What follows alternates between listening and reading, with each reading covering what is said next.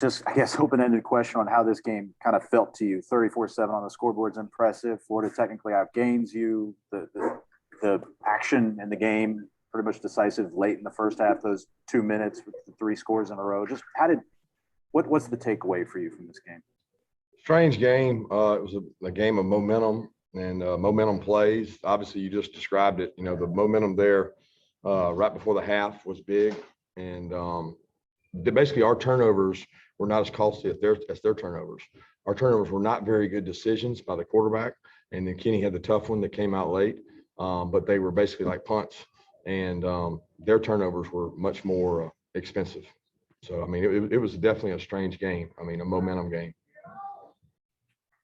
Kirby, congratulations on the win. I know we've been asking about quarterback. Anthony, hang on one second. It's really quiet. Like, I can't hear them. I can barely hear what they're saying. I'm almost having to read their lips.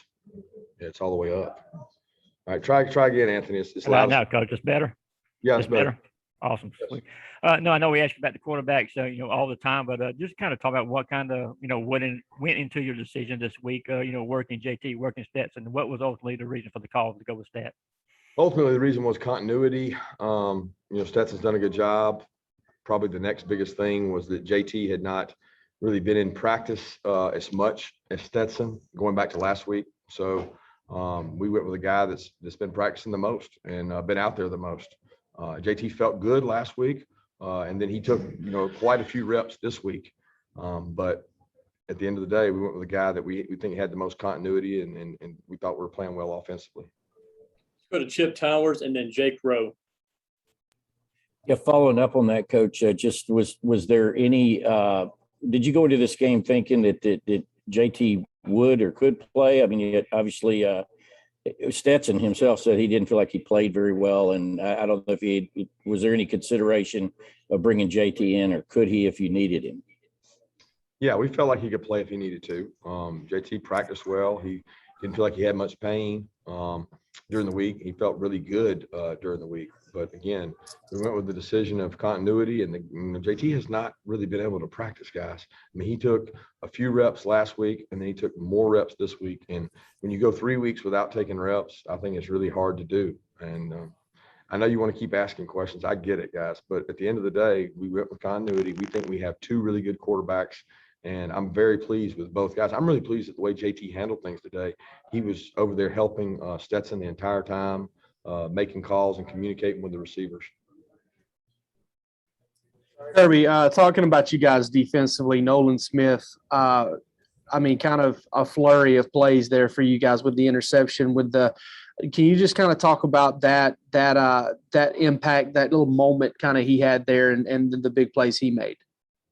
Yeah, he's one of our emotional leaders on the team. He practices really hard. I think what he does every day is works hard, and I'm really pleased that he got the results. Coach Lanning, Coach Schumann, and all our coaches stress so much about getting turnovers, and Nolan's one of the main ones that's always trying to get that. He ripped that ball out. That was probably the play of the game because he was running for a first down coming out. They had schemed up a really good play, quarterback power, and the pile was moving forward, and Nolan was able to get the ball out, which is the most important thing in this game is the ball, guys. And when you get those, it makes it easy to win when you get 3 and 4 turnovers. Let's go to Mark Schleybaugh and then Dean Legge.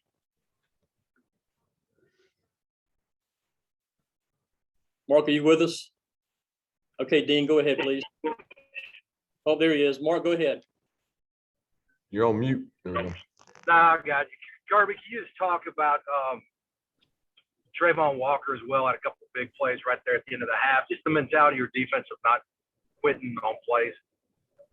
Yeah, they play hard. They take a lot of pride in their performance. I mean, Florida did a good job, guys. They nickel and dimed us. They had long drives, not as explosive as they've been against us in the past, but they were very methodical in managing third downs. And that's been a very consistent theme is get to manageable third down, use 4 downs against this defense, quarterback run to get some yardage and things. And I thought they did a good job doing that. But we held them in the red area. We forced field goals. They missed some field goals and then the turnovers. But Trayvon's a leader, man. He's like Nolan. He practices so hard. It's so important to him. A lot of pride on this team, so entire team, but especially on the defense too. Kirby, can you discuss the post-game celebration, like the emotion of you, the players, the fans, and why is this game so important to Georgia? Well, you put so much into the game, it's like if you can't enjoy these moments, well, why do we do it? If I can't embrace my family and hug them and love it and see the fans that stuck around for it, that's what it's all about to me. I mean, like I had a coach a long time ago tell me, if you can't enjoy those moments, then why are you in the business? And the players, they work hard, guys. They practice so many times a week for this one game. And I want them to enjoy it. I want them to see the emotion of it. It doesn't matter to me that it's Florida. It matters to me that it's our team and they won. And you take that for granted sometimes. I think, people look at it and say, oh, well, Georgia's going to win this. Georgia's going to win that. That's not, nothing is taken for granted. I mean, you can't. You got to go out and practice. And when you do well and you perform well, you should celebrate with the players so they can see that side of you. And I'm certainly proud of our guys for handling the celebration. I thought we played with great discipline today. Let's go to Mark Weiser and then Mike Griffith. Kirby, Stetson wasn't thrilled about the way the offense played today. Obviously, you guys still won pretty handily. Do you judge the offense kind of in a vacuum for what they do, or complementary football with a great defense and good special teams as well? Both. I mean, answer that question is both.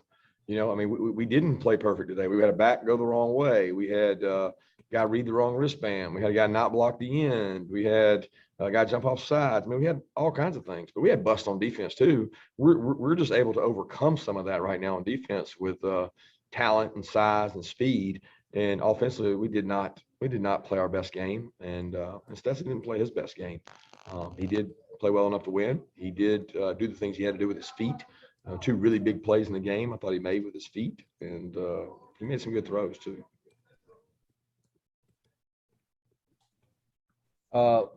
Hey, Kirby, that Nakobe Dean pick six, did that come out of the film room pregame? I mean, he was running full stride when he broke on that 1 and 2.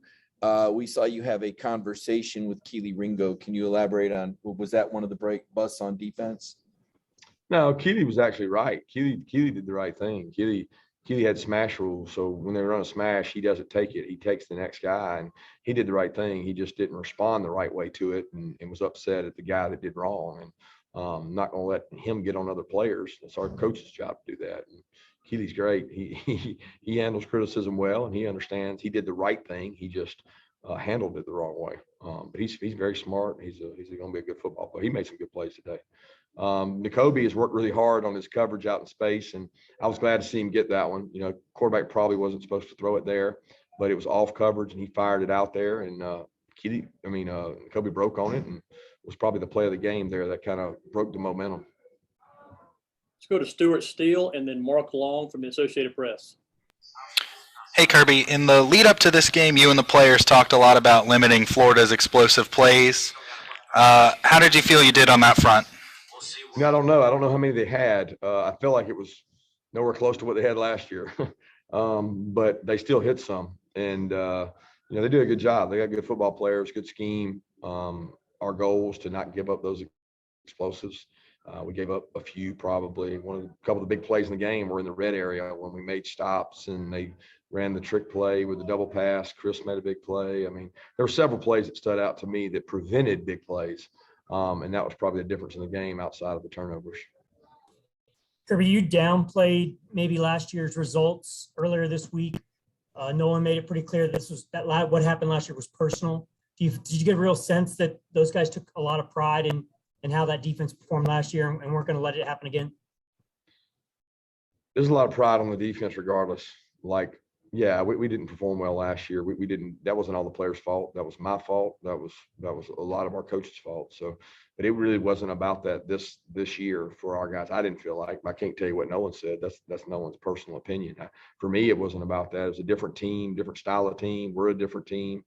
I just don't look at last year. I look at it as, what do we got to do this year to win? And let's go execute that and do it. Let's go to Steve Hummer and then Jed May. Yeah, Kirby, I know you all emphasize taking the ball away all the time, but have you done any particular extra work on that in the last few weeks after kind of expressing you wanted more of that? And how did the team respond to it?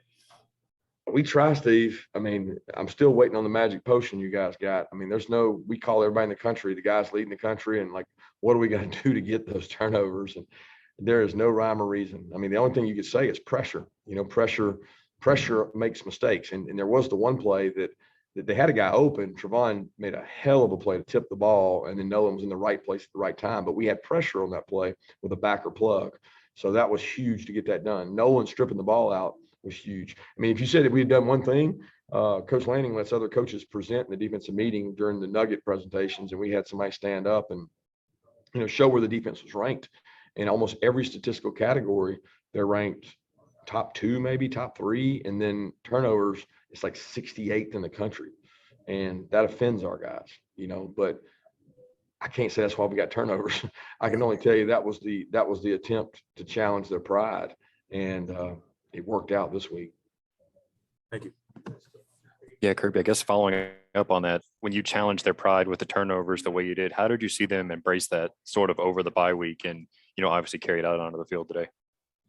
Well, we didn't really do it over the bye week. We did it, I think Wednesday or Thursday. We do it when it's closer to the game to try to get them to do it in practice and carry it over. But again, guys, if it was only doing that made it happen, then everybody in the country would be doing it. It's the players going out and executing it. It's sometimes it's the offense making mistakes, and there's probably some throws there that the young quarterback wish he had back. Let's go to Davis Baker and then Palmer Toms. Coach, could you speak about your initial takeaways on the run game and running in between the tackles today? Speak about the run game. Yeah, I thought the first drive, if you're referencing the first drive, we were really successful running the ball and did a good job between the tackles, pounding those guys, moving the ball, play action, boot naked. Thought Monken had really good openers, and I thought we did a good job there, but we weren't able to get points out of it. We stalled out on that first drive. That was unfortunate because I thought we could seize the momentum in the game and really, come at these guys, and did a great job offensively. And then, the grounding killed us because the thought was we were going to be aggressive. We wanted to take a shot on 3rd and 1 or 2, and that was the game plan. And we're going to take a shot because we were going to go for it on 4th. And never did I think we'd get grounding, and then we were forced to kick a field goal. But I was really proud of the guys for the way they started. Thank you. Kirby, what was the atmosphere like on the sideline with those turnovers and how the offense responded to score so quickly after each of those in the first half? It was a whole bunch of momentum. You get momentum like that, and it can be an overswell, and then we had a great drive, in the second half coming out to try to put them away. And I forget what happened on that one, but we ended up not scoring on that one. But, momentum was huge in the game, and we kind of seized it there in the second half. They come in bunches. Let's go to Ross Dellinger and then Connor Riley.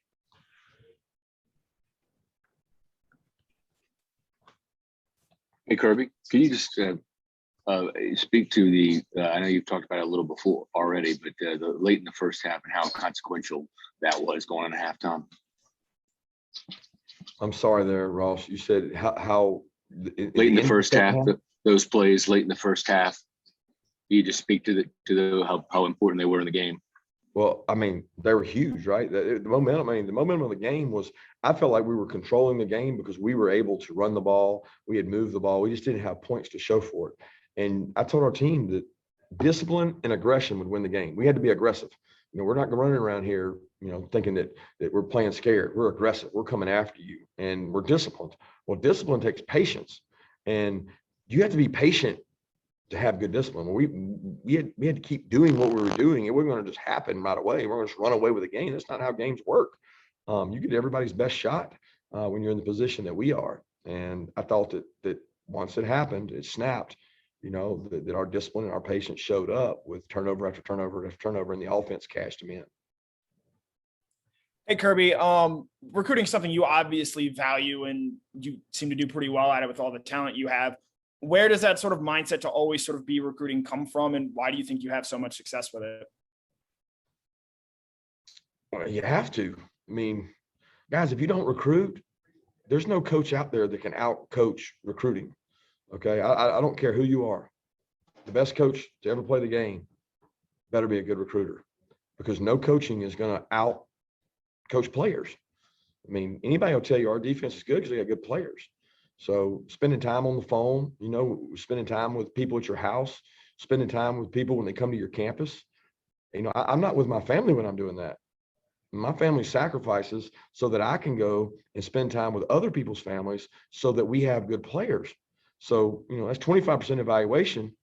That's 50% recruiting, and another 25% is going to be coaching.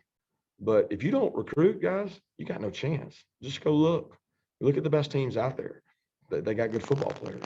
And that's the reason I believe in recruiting. And I believe you better always be recruiting, because if you're not, somebody else is. We'll take one final question from Ryan Curley. Kirby, was that an elite defensive performance in your mind with causing multiple turnovers? And why is that? Why wasn't it? Because we gave up 194 maybe passing yards. What was the rushing yards? 161. That's not elite. That's not our standard. Now, you say turnovers. If you want to categorize turnovers as elite, yes, that was elite. If you just want to talk about turnovers, we're trying to play total defense. So we helped ourselves in the turnover category, and we went backwards in some of the, rush, pass, all those statistics. But at the end of the day, did they get in your end zone?